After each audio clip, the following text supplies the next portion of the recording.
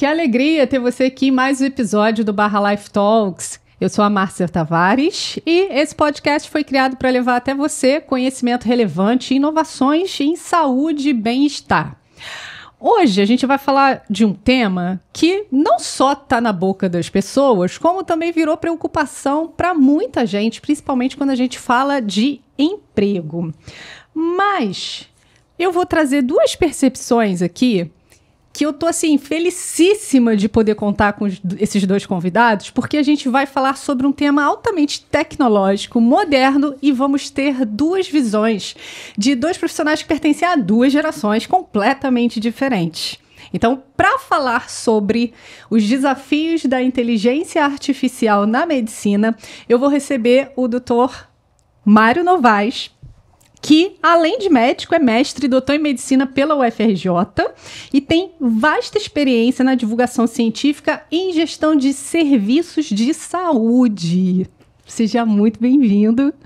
É muito bom ver esse assunto sendo trazido à tona. É um assunto que está muito na voga no momento, é extremamente importante na área de prestação de serviço de saúde e vai ser ótimo a gente poder discutir isso.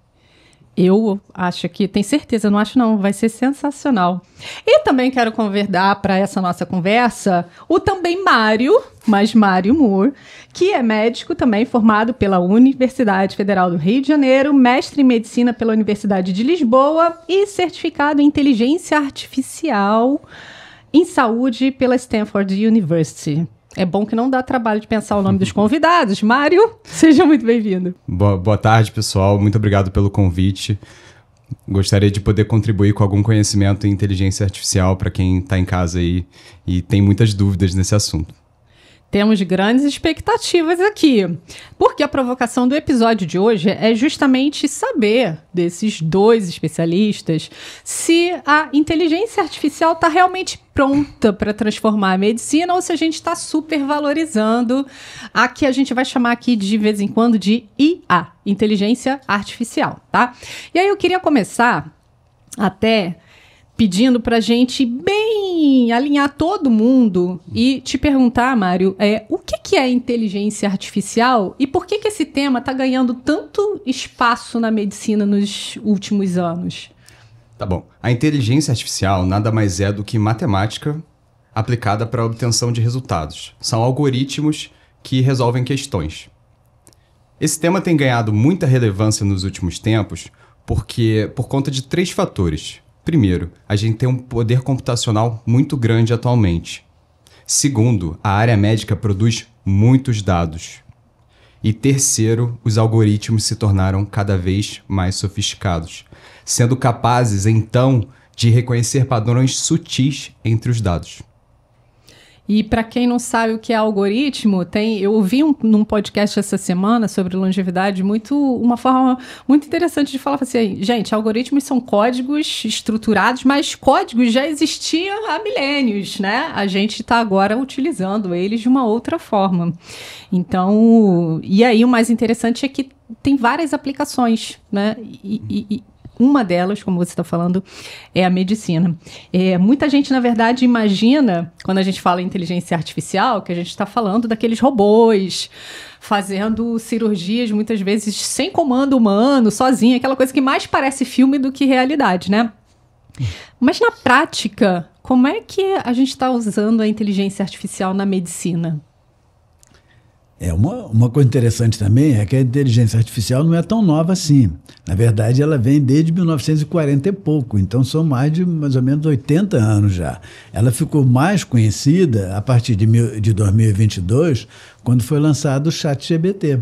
Antes disso, já tinha muita coisa na área de inteligência artificial. Uhum. E hoje, né, na área, por exemplo, de radiologia, a inteligência artificial tem ajudado muito a fazer diagnóstico, né? Quando se comparou, por exemplo, várias imagens analisadas pelo IA e as mesmas imagens analisadas por radiologistas, a IA ganhou, né? Da mesma maneira que há anos atrás o computador da IBM, por exemplo, ganhou o torneio de xadrez lá com alguns xadristas famosos, né?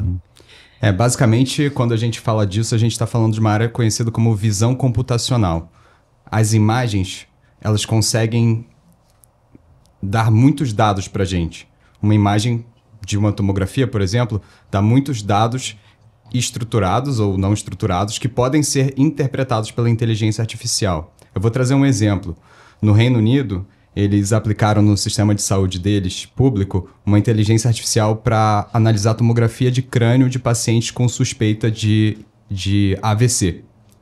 E isso conseguiu reduzir o tempo entre o paciente chegar no hospital e receber o tratamento. E a gente sabe que numa condição de saúde grave e aguda como essa, cada minuto importa. Então, essa é uma inteligência artificial que já na prática já se mostrou benéfica para a saúde dos pacientes. E foi bom você trazer esse exemplo, que eu me lembrei que para o câncer de mama já tem também inteligências artificiais que conseguem ter uma performance melhor, né? O que você estava falando, superior à da análise humana. E, como você disse, né? É sensacional porque o tempo para esses pacientes é crítico, né? Então, tem gente que às vezes fala assim, não vou no médico porque quem procura problema acha, quem procura doença acha. E nesse caso, as pessoas precisam entender, você que está ouvindo a gente, né? Que quanto mais você achar a doença que já está ali, você queira ou não, né? Melhor, porque você tem mais tempo, mais chances de fazer uma intervenção e ter sucesso com essa intervenção. Quem sabe até alcançar a cura, né? Só para trazer mais um dado, estima-se que esse sistema do Reino Unido que eu citei, ele já atende 80 mil pacientes por ano. Olha. Estima-se que o número de pacientes que saíram de um evento de AVC com sequelas reduziu drasticamente. Aumentou, o número de pacientes que saiu de um AVC sem sequelas aumentou drasticamente. O que antes era de 16% dos pacientes que saíam de um AVC sem sequelas ou com sequelas leves, subiu para 48%, justamente por reduzir o tempo até o tratamento adequado para a sua condição de saúde. Perfeito. Ou seja, para quem tem medo da inteligência artificial, já viram que ela, assim, não é aquela vilã, né, que o pessoal fala por aí. É bom a gente ampliar, abrir a nossa mente, ampliar nossos horizontes para entender como é que ela pode funcionar. E tem alguma área ou áreas que tem mais destaque na medicina, que já estão conseguindo avançar mais com a adoção da inteligência artificial? Além dessa área de imagem, que é uma área que realmente tem obtido grandes progressos, né? A área de gestão tem sido muito útil também. É você conseguir diminuir a burocracia, que ainda é um problema que emperra a qualidade do serviço de saúde. E acaba otimizando a gestão e ocupação de leitos hospitalares. Outra área médica também é a área de desenvolvimento de medicações. Tá? Hoje em dia, com a inteligência artificial, a gente consegue acelerar o processo de descoberta de novas medicações. Um exemplo disso foram os pesquisadores do MIT que criaram uma molécula, um antibiótico, utilizando esses algoritmos de inteligência artificial. Eles criaram uma molécula chamada alicina. Essa molécula foi capaz de combater bactérias multiresistentes em laboratório. Foi o primeiro medicamento descoberto com inteligência artificial. E até durante a pandemia de Covid, também eles utilizaram muito a IA para conseguir tentar testar qual medicamento que talvez pudesse ser úteis, né? E acabou também ajudando muito para o desenvolvimento das vacinas, o chamado com RNA mensageiro. Então, foi muito útil naquele período. E tem coisas que, às vezes, a população nem toma conhecimento, e as coisas estão acontecendo ali a nível científico de pesquisa, né? Foi ótimo você trazer esse ponto, já vou te passar se você quiser complementar, porque a gente usa inteligência artificial, tá? Pessoal que está aí, que acha que não sei nem o que é isso, então não quero usar. A gente usa no dia a dia inteligência artificial sem nem perceber. Então, saber que ela está sendo utilizada para acelerar o desenvolvimento, acelerar os diagnósticos, para mim é uma coisa sensacional. Você queria fazer alguma complementação? Agora, tem também o lado do paciente, né? A pessoa que está aqui ouvindo a gente, ela está ali, tá bom. Mas isso tudo muito bom, funciona, tem essas vantagens, mas será que realmente é seguro? Por exemplo, quando você fala sobre o diagnóstico, né? É seguro ter receber um diagnóstico feito exclusivamente pela IA, ou é necessário que um médico humano realmente faça uma revisão dos resultados para que a gente possa ter... Como é que a gente está em nível de confiabilidade em termos de inteligência artificial? Não, com certeza. Primeiro de tudo, a gente não pode usar uma inteligência artificial genérica para dar diagnósticos. Porque uma inteligência artificial genérica que a gente usa no nosso dia a dia, ela foi treinada com dados diversos. Pausa. Importantíssimo, Mário. Sabe por quê? Tem muita gente que fica lá no chat do GPT digitando o que está sentindo. Que doença eu tenho se eu estou sentindo isso, isso e isso? Não é para usar dessa forma. Exatamente. As inteligências artificiais para diagnóstico médico, elas passam por um rigor técnico e científico muito grande. Você precisa validar aquela ferramenta e também treinar ela com dados confiáveis em saúde. Então, uma inteligência artificial generalista, ela pode incorrer no risco de cometer sim erros e de alucinar, que é um fenômeno da inteligência artificial que ela afirma com a mesma convicção um fato que é mentira para um fato que é verdade. Entende? Sim. Alguma coisa assim que é mais fácil da pessoa entender exatamente o que é. Vamos imaginar, por exemplo, um brinquedo de criança, daquele brinquedo que tem aquelas bolinhas que existem em vários shoppings desses. O que uma criança que não enxergue muito e a gente peça a ela para buscar algumas bolinhas verdes. E ela vai ter que, no meio daquilo ali, buscar a bolinha verde. Na verdade, isso é que a IA faz. As bolinhas é um mundaréu de dados e a IA vai conseguir filtrar e pegar os dados que interessam. Completando. Na verdade, a IA, esse algoritmo, é como se fosse o que antigamente se chamava de árvore de decisão. O que é isso? Se eu tenho um paciente, por exemplo, que vem no consultório, que está com tosse, e aí eu pergunto para ele, está com febre? Aí ele me diz que está com febre. Eu pergunto quantos dias ele está com febre e quantos dias está com tosse. Já tem mais de 2 dias. Então já tem o diagnóstico, esse paciente deve estar com uma pneumonia. Então, o que a IA faz é exatamente isso. Só que ela faz isso analisando uma quantidade muito maior de dados e faz isso de uma forma extremamente ágil, que às vezes dificulta, né, para poder fazer o diagnóstico. Exatamente. Isso se trata da natureza probabilística da inteligência artificial. Ela, por probabilidade, encontra dentro do conjunto de dados a resposta que mais se adequa à pergunta da pessoa. Outra questão também que foi levantada nessa pergunta é sobre o médico tomar a decisão final. E isso é muito importante. O médico sempre vai ter que tomar a decisão final. A inteligência artificial, no máximo, vai ser um copiloto para o médico. E, assim, do ponto de vista de quem chega até o consultório, essa tecnologia, ela já chegou ao médico comum, entre aspas, ou é ainda um recurso que só é viável em grandes hospitais, enfim?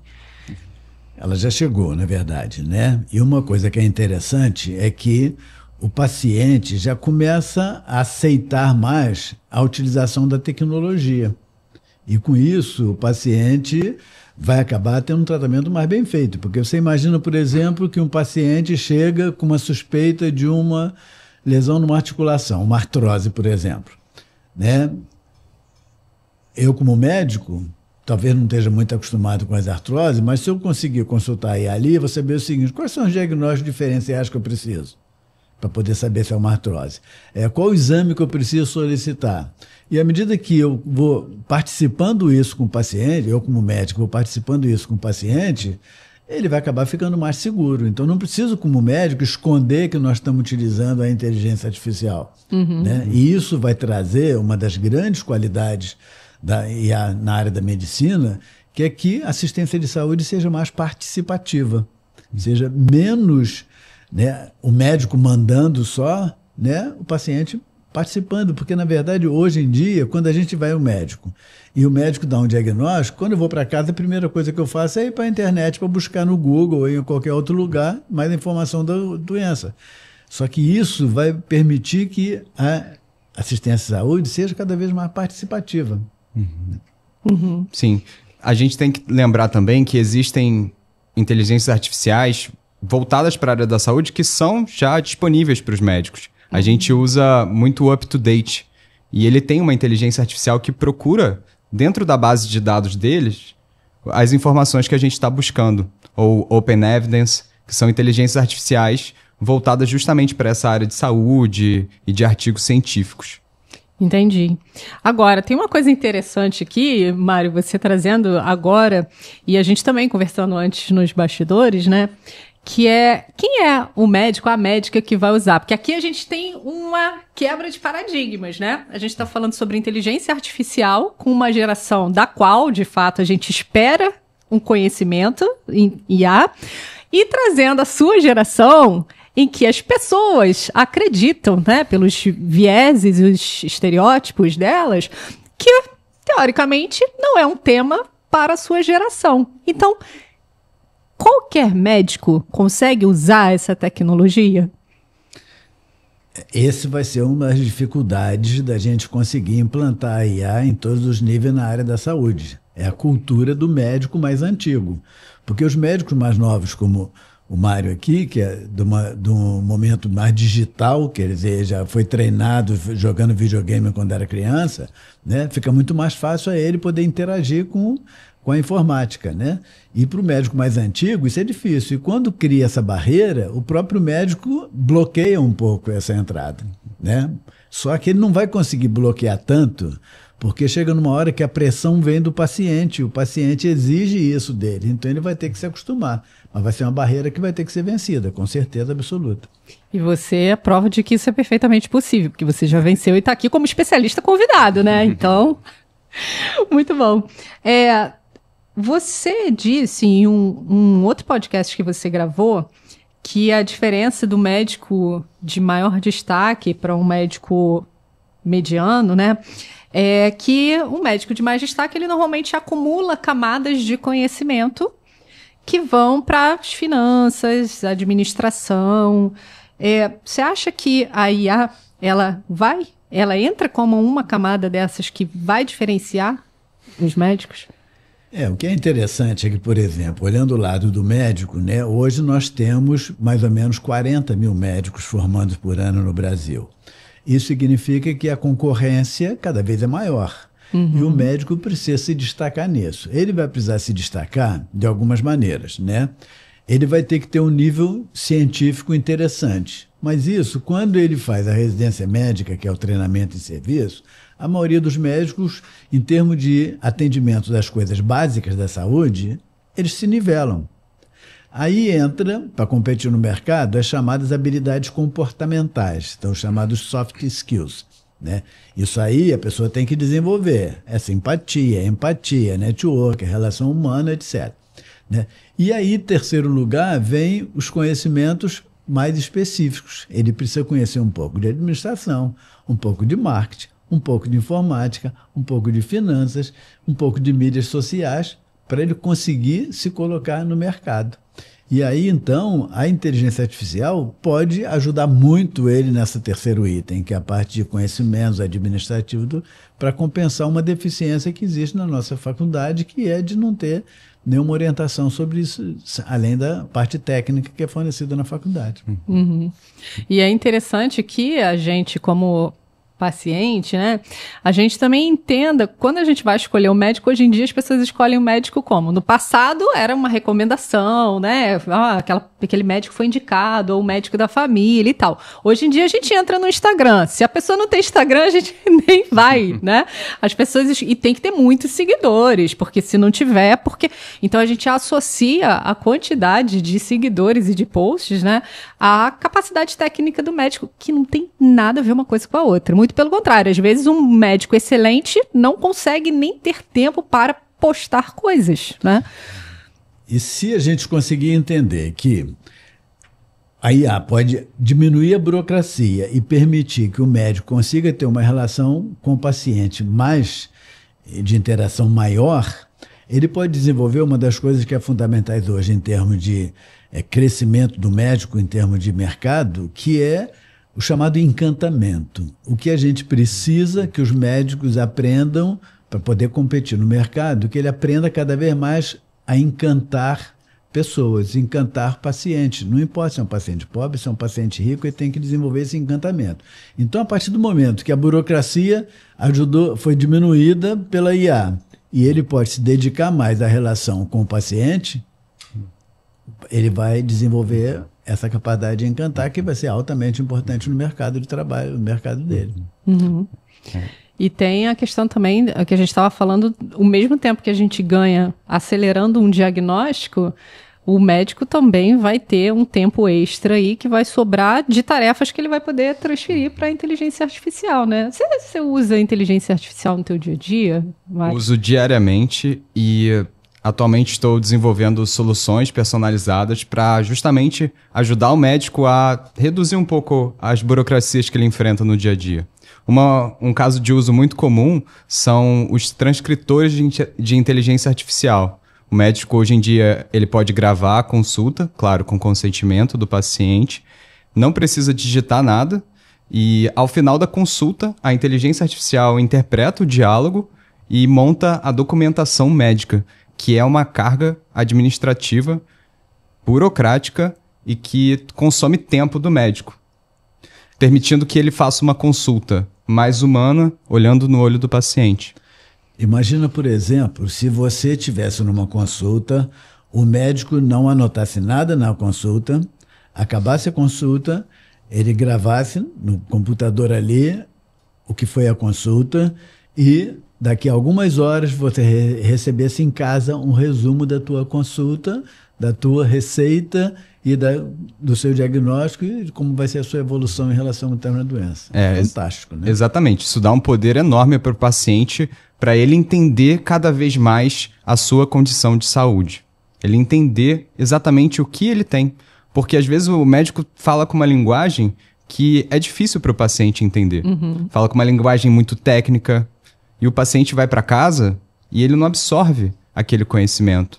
Mas se ele tem um resumo da consulta dele, um resumo da condição de saúde dele, ele pode sim entender ainda mais sobre a sua própria doença, sobre a sua própria condição.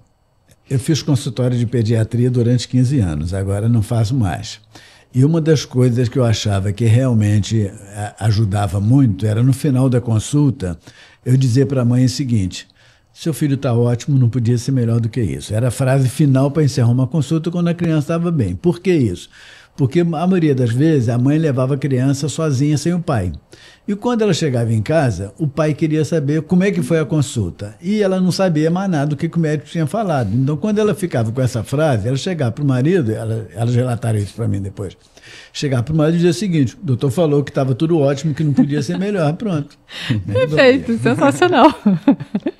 Resumiu a consulta inteira. Na próxima, se você quiser, você vai pessoalmente ou... Agora a gente já leva tudo prontinho com a IA. E é legal a gente falar porque, assim, tem duas visões, né? Tem a visão do médico e tem a visão do paciente. Mas, embora sejam atores diferentes nessa relação, mas elas são visões que caminham juntas. Porque quando a gente melhora o trabalho, o processo de trabalho do médico, isso reflete num melhor atendimento para o paciente. Quando a gente melhora o entendimento do paciente, potencialmente o tratamento vai ser melhor seguido, né? E vai ter mais resultados.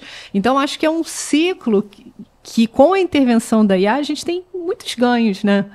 Agora, também me ocorreu por outro lado, né? Que esses dados, como é que fica? É seguro? Porque aí a gente começa a falar de questões, desafios que a gente não tinha no passado. As questões éticas, principalmente, né? Então... a gente consegue garantir que esses dados que vão ficar armazenados e que a IA vai fazer um resumo lá, a gente consegue garantir a confidencialidade desses dados médicos do paciente? Não, é uma questão muito difícil, na verdade. Não foge da pergunta difícil não, Mário. Tá aqui para isso. Garantir a confidencialidade. Bom, a gente tem que entender as leis que existem atualmente, né? A gente tem a LGPD, a Lei Geral de Proteção de Dados, e ela tem as regras que você deve seguir. Uma delas é que você só deve armazenar o dado enquanto ele for útil. Então, se você tem um sistema que ele consegue, a cada período, excluir dados e garantir o cumprimento dessas leis, garantir também, talvez, que os dados do paciente não estão sendo usados para treinar outros modelos sem o consentimento, se a gente consegue garantir isso via contratos de responsabilidade e etc., a gente pode sim usar a inteligência artificial sem prejudicar os dados em saúde do paciente. Na verdade, isso é um problema que a gente tem que enfrentar, porque hoje mesmo a gente teve agora recentemente os hackers que invadiram o sistema do Pix lá, né? Então isso não tem jeito, a gente não vai deixar de usar o sistema bancário todo completo, porque pode aparecer um hacker um dia e acontecer. Então é claro que vai ter a lei de proteção de dados, que já existe, e a gente vai tentar reforçar isso, mas dizer que é 100% garantido, vamos correr o mesmo risco que a gente corre quando os hackers tentam invadir algum sistema de informática bancário, por exemplo. Sim, sim. Já está ocorrendo na Câmara um projeto de lei para regulamentar o uso ético da inteligência artificial no Brasil. Então, pode ser que futuramente a gente já tenha isso mais consolidado. Porque é importante não só ter mais segurança, né, no sentido, bom, o que vão fazer com os meus dados médicos? Por exemplo, eu não quero que na empresa que eu trabalho as pessoas saibam que eu recebi um determinado diagnóstico, né? Ou, porque tem gente que usa a inteligência artificial, vocês devem saber, como terapeuta, aí conta todos os segredos da vida da pessoa e fica com medo da revolta da inteligência artificial no futuro, né? Então, é bem importante a gente saber, tanto em relação à segurança, né, quanto também a responsabilização. Se der algum problema, alguma coisa vazar, de quem é a responsabilidade? É da IA? É do médico? Já temos discussões sobre isso? Talvez o esquema seja o seguinte: o Brasil ainda não tem um chamado prontuário eletrônico, porque é um absurdo que você vai ao médico, tem toda a tua história ali, e depois tu vai no outro médico e tem de começar tudo de novo. Então, provavelmente, o que deveria ser o sistema, o que deve ser no futuro, é que cada pessoa vai ter o seu cartão eletrônico ou o seu chip com ele, e quando ele chegar no médico, vai botar o chip no computador do médico, vão ter todos os dados dele, vai ser atualizado com aquela consulta, e o médico vai ter que dar uma senha, que vai ser provisória, e quando retirar ali o chip dele, o médico não tem mais acesso. Ninguém mais tem acesso. E aí quem vai ser o dono dos seus dados, vai ser o próprio paciente. O caminho provavelmente vai ser esse. É o caminho mais seguro. Daí a importância de todo mundo entender o que é inteligência artificial, não ter medo de tecnologias, né? A gente pega o telefone, usa internet, televisão, como se fosse tudo natural, né? E é natural. A inteligência artificial é mais um avanço nesse sentido. E não adianta resistir também, né? É o caminho. É um caminho sem volta. Tem uma coisa que até que ponto, a gente falando, né, sobre até onde vai a intervenção do médico, a participação da inteligência artificial. Então, até que ponto as tarefas humanas, elas vão de fato ser substituídas, ser executadas pela inteligência artificial, e onde a gente não vai poder abrir mão do humano? Então, justamente, as tarefas que são consideradas repetitivas, de preenchimento de planilhas, ou responder algumas mensagens simples no WhatsApp, a gente já consegue automatizar boa parte disso. Mas o que não pode ser substituído é justamente a arte de cuidar de pessoas, que é para isso que o médico estuda. Ele não estuda para preencher prontuário ou para fazer receita. O médico estuda para cuidar de pessoas.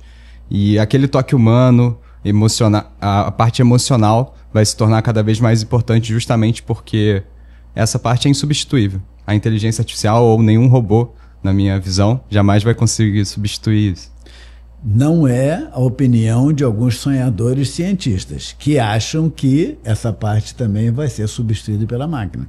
Tanto que você mesmo citou, algumas pessoas já estão usando os terapeutas, né, robôs terapeutas. E a pessoa que está chateada porque brigou com o namorado, está com um problema financeiro, e ela vai para um avatar daquele qualquer que ela criou e conversa ali e solta. É a técnica da terapia do espelho, que muita gente usa. Você não quer pagar um fisioterapeuta, tu vai no espelho e tu fica contando para você mesmo ali suas dificuldades.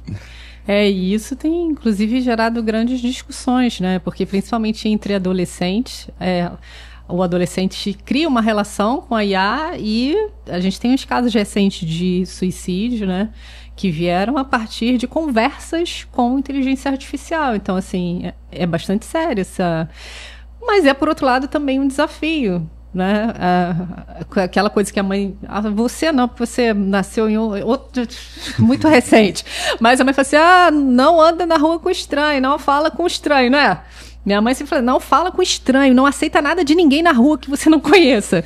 É a mesma coisa, a gente só transportou o meio, né? Que não é mais o meio do contato pessoal, ali físico, mas é um meio virtual onde as mesmas coisas podem acontecer, né? Olhando assim para o futuro, como é que vocês enxergam, não sei, vamos pensar em 5 ou talvez 10 anos, como é que vocês enxergam essa relação entre médico e paciente com a intervenção da IA? Bom, eu acredito que a relação vai ser muito mais fluida, muito mais humana, porque o médico ele vai conseguir fazer as consultas olhando nos olhos do paciente e não vai precisar perder tempo digitando. E isso já dá um ganho gigantesco no sentido do contato médico-paciente. Por outro lado, também os pacientes vão ter acesso aos seus próprios dados de saúde, que é algo que hoje em dia, como o Dr. Mário Novaes falou, é algo que se perde, porque ele vai para casa, às vezes ele não entendeu o que o médico disse e ele não tem acesso àquilo. Ou ele vai para outro médico, ele não sabe explicar o que ele tinha nas últimas consultas, ou o que ele teve no hospital. Eu mesmo recebo diversos sumários de alta hospitalar muito curtos. Para quem não sabe, é um resumo que você recebe quando você recebe alta do hospital. E muito curtos, que não dizem exatamente o que aconteceu durante aquele período de internação. Se isso for facilitado com a inteligência artificial, o médico que cuida daquele paciente vai ter muito mais informação também, o paciente vai ter mais informação, e eles vão poder ter uma relação mais fluida. Agora, você acha que isso... A pergunta de saia justa, né? Você acha que isso vai funcionar bem, considerando que a maior parte da população não é letrada nem em inteligência artificial e, óbvio, né, em saúde, nem tem obrigação de ser, mas muita gente, às vezes, quando eu tô com uma dor de cabeça, aí começou a doer meu dedo do pé, aí a pessoa vai lá no Google, dor no pé, dor de cabeça. Nossa, você pode estar com câncer. E aí a pessoa começa a ver que ela pode ter todas as doenças do mundo, né? Será que a gente vai conseguir administrar esses dados vindo para nossa mão sem a gente ter um preparo? Ou será que a gente vai ter um preparo através de outros meios? Então, você vê isso funcionando? Então, justamente a grande vantagem da inteligência artificial é conversar em linguagem natural. E às vezes na linguagem do paciente. Entende? Então, se ela for capaz de, por exemplo, interpretar o modo que o paciente enxerga o mundo, ela vai conseguir responder de acordo com aquela metodologia, entendeu? Cada vez mais simplificado. Entende? A ideia não é dificultar, entende? É que você falou em 5 a 10 anos, só que não vai ser em 5 a 10 anos, vai ser em 1 a 2 anos, porque as coisas agora estão muito mais céleres, né? Só que a população vai acabar aceitando a tecnologia. As pessoas tinham dificuldade de usar o telefone celular, tinham dificuldade de decorar o número de telefone. E agora todo mundo aceita usar o telefone celular com a menor dificuldade, né? Então isso vai ser uma etapa que vai ser vencida. Não tem opção para isso, né? A população vai aceitar isso de uma forma bem natural. Aceitar a tecnologia, não tem como ser. E a gente se entregou tanto à tecnologia que nem tentar gravar o número de telefone a gente não tenta mais. Pergunta se você sabe o telefone de cor de quantas pessoas. Você não sabe. Só o meu. E olhe lá, às vezes eu ainda me confundo com o meu. Os dígitos finais, às vezes eu troco a ordem, assim. E no caso, assim, vocês têm algum caso que possam contar pra gente em que vocês utilizaram a inteligência artificial no dia a dia? E como é que funcionou, assim? Um caso de uso bem interessante que eu faço no meu dia a dia é para fazer pesquisa clínica, né? Às vezes eu encontro artigos relevantes utilizando inteligências artificiais focadas nisso. E depois eu pego esse artigo, coloco em outra inteligência artificial e peço para me dar um resumo ou para, enfim, criar uma aula, criar os slides da aula e com um certo nível de confiabilidade. Afinal, eu estou entregando um contexto para a inteligência artificial, eu estou entregando um material para o qual ela vai basear a resposta que ela vai dar. Entende? Eu tenho utilizado bastante na formação de cursos, né? Por exemplo, a gente vai fazer agora em outubro um segundo curso sobre finanças para médicos. E no primeiro curso, que foi o ano passado, como é que eu fiz? Eu mandei para o ChatGPT perguntando qual deveria ser uma programação específica de um curso de finanças para a classe médica. E me deram toda a programação. E aí eu dei uma filtrada de alguns assuntos que interessava tirar e botamos ali, né? Quando a gente estava combinando de fazer esse podcast aqui, eu botei lá no ChatGPT o seguinte: monte um podcast sobre inteligência artificial na medicina. Ela me deu uma porção de coisa que é bastante parecido com o que você fez aí, né? Então, essas são áreas que vão facilitar muito a vida do profissional da área de saúde, né? Economiza muito tempo, né? E eu acho que tem uma coisa interessante também, que eu confesso que eu uso inteligência artificial, mas eu sou muito desconfiada. Então, tudo que ela traz, eu falo assim, traga a fonte de referência, aí eu vou lá checar uma por uma. Porque, às vezes, a gente realmente pega alguma coisa assim, que dá uma alucinada, né? Então, eu falo assim, cria o roteiro do podcast tal. Aí eu falo assim, não gostei. Não gostei dessa pergunta. Aí eu vou lá, entro nos perfis de vocês, deixa eu ver o que eles estão falando. Isso aqui é muito mais interessante. Aí eu vou lá, tiro a pergunta. Mas você pode pedir para ela tirar também. Não gostei do terceiro item, troque ele por alguma coisa mais interessante. Aí entra aquele lado humano, que eu falo assim, eu preciso do meu olhar aqui, porque aí eu olho para você, e olho para você. Do que eles estão falando? Qual é a questão mais importante para eles nesse momento? E aí, às vezes, ainda perde essa sutileza até por causa da mídia, né? Eu tô falando de Instagram, de vídeo e tal. Então, eu falei assim, não, precisa do meu olhar humano aqui. E era o que a gente estava falando, né? Até onde vai a IA? Até onde o médico precisa. Ele não adianta que a IA não vai substituir, né? Você quer fazer um comentário, Marcos? Sim, você tocou num ponto muito interessante. Porque a inteligência artificial, eu vou fazer um exemplo aqui, é como se fosse uma padaria. Uma padaria que tem todos os tipos de pão do mundo. E você pede um pão. Pode vir qualquer pão.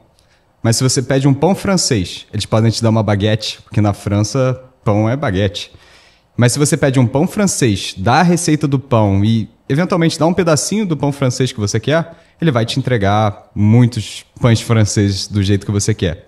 Então, a gente está falando aqui sobre contexto. Quando você alimenta uma inteligência artificial com contexto, por exemplo, pegar a transcrição de outros podcasts, pegar perfil do Novaes, pegar o meu perfil e colocar tudo numa inteligência artificial para a gente entender, bom, o que vai ser legal de trazer num próximo podcast falando sobre inteligência artificial na saúde. Aí a gente alimentou aquela inteligência artificial, ainda que do nosso próprio modo, mas com uma certa base de contexto. E aí a resposta sai muito melhor. Perfeito. Mas tem uma coisa que vai ser muito importante aí, exatamente para evitar essas alucinações, que é saber onde a IA foi procurar as informações. Então, para isso, uma das estratégias mais úteis, mais importantes, é quando você define qual o banco de dados que você quer que a IA utilize. Por exemplo, o Hospital Einstein, que é considerado o hospital melhor do Brasil, eles têm um banco de dados próprios. Então, quando algum médico do Einstein quer procurar alguma coisa, a IA deles só vai procurar no banco de dados dele, que é um banco de dados muito mais confiável. Então, esse vai ser uma daquelas, entre aspas, armadilhas para você burlar a inteligência artificial e evitar as alucinações. Entendi. Então, é o que você falou, né? Você fornece o contexto, as fontes que são consideradas confiáveis ou que são específicas daquela instituição, daquele hospital, por exemplo, ou que aquele médico confia, e aí ela faz o trabalho todo dentro daqueles, né, circunscrito ali aquelas fontes, né? E então isso aumenta a confiabilidade. A gente tem tanta coisa para falar sobre inteligência artificial, né? Você vê que a gente começou, o papo foi embora, sensacional. Eu queria pedir para vocês, se vocês tiverem um conselho final para as pessoas que estão ouvindo a gente, aí podem ser tanto pacientes quanto os médicos, né? Para mim é simples. Eu acho que a população tem que entender que apareceu uma nova ferramenta que vai ser muito útil para o médico na assistência de saúde que ele vai fornecer para os pacientes dele. Então, não tenho medo da inteligência artificial, porque ela veio para ajudar, não veio para atrapalhar, né? Independente de inteligência artificial, as pessoas elas precisam se cuidar. Fazer exames regulares, fazer atividades físicas e usar, sim, a inteligência artificial ou qualquer outra tecnologia como aliada, mas nunca substituir o toque humano. Porque medicina é ciência, mas também é a arte de cuidar. Tá vendo? Bom ouvir isso de geração jovem, né? Que é altamente tecnológica. Perfeito. E para as pessoas encontrarem vocês nas redes sociais ou no consultório, como é que faz? Meu telefone, que pode ser alcançado pelo WhatsApp, é o 21 do Rio de Janeiro, 981250607. Esse é corajoso. Você sabe que Amanhã... tem 5 mil pessoas vendo a gente. E no Instagram é Novaes851. Né? Perfeito. E você, Mário? Para mim, principalmente o Instagram, é o @mmario, o Mário Moore, que é o mesmo nome da Demi Moore. Então, Mário Moore. Vocês podem me acompanhar lá, eu vou começar a criar conteúdo de inteligência artificial aplicada à saúde. Para quem quiser se aprofundar mais, só me seguir e mandar uma mensagem lá, tá bom? Perfeito. Quero agradecer muito a vocês. Eu saio desse episódio com uma certeza de que a inteligência artificial não é coisa do futuro. Na verdade, é o futuro acontecendo hoje, né?